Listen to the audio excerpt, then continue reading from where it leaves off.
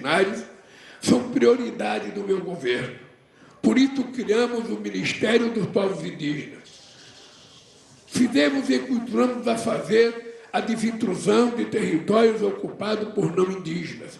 Homologamos novas terras e tenho certeza que faremos muito mais, sempre enfrentando os desafios, que são muitos e precisam ser tratados de forma negociada, com diálogo e transparência.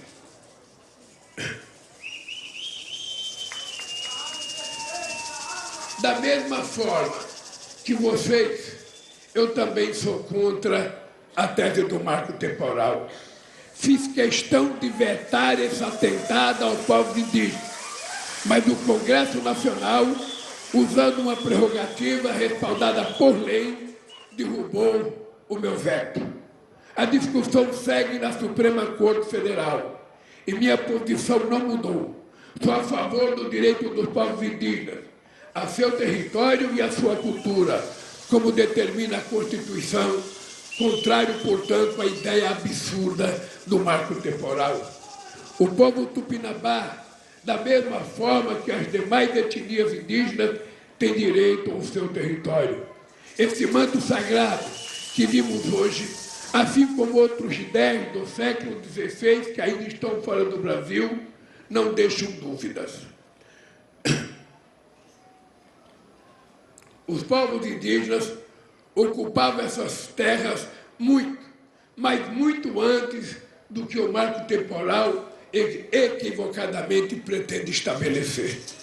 A luta do povo tupinambá e de todos os povos indígenas é centenária, justa e legítima.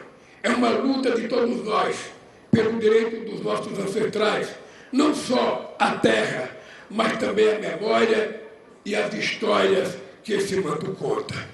Meus companheiros e minhas companheiras, às vezes as coisas são mais fáceis de falar do que de fazer.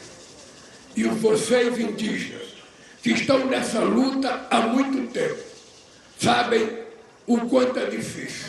Uma vez, em 1978, eu descobri e senti a necessidade de fazer um partido político, porque eu fui ao Congresso Nacional evitar que uma lei antigreve fosse aprovada, feita pelo ministro Arnaldo da Costa Prieto.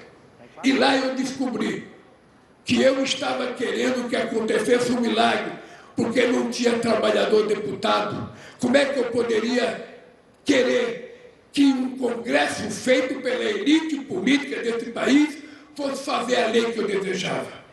Olhe para a dificuldade de eleger algum indígena deputado. Olhe para a dificuldade da gente conquistar, para a gente ter noção da dificuldade que a gente tem lá. Quando eu vetei o marco temporal, eu imaginei que o Congresso não ia ter coragem de derrubar o meu veto. E ele teve, porque a maioria do congressista não tem compromisso com nenhum povo indígena. O compromisso deles são com grandes fazendas, com grandes proprietários.